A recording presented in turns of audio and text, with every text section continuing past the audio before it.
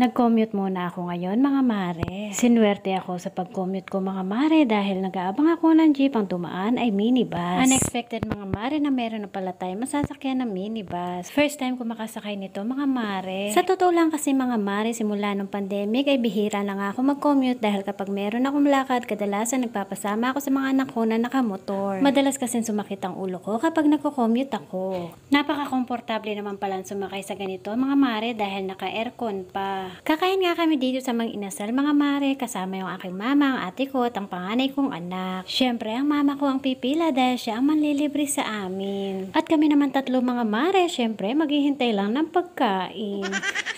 Basta Mang Inasal mga mare, manok pa lang.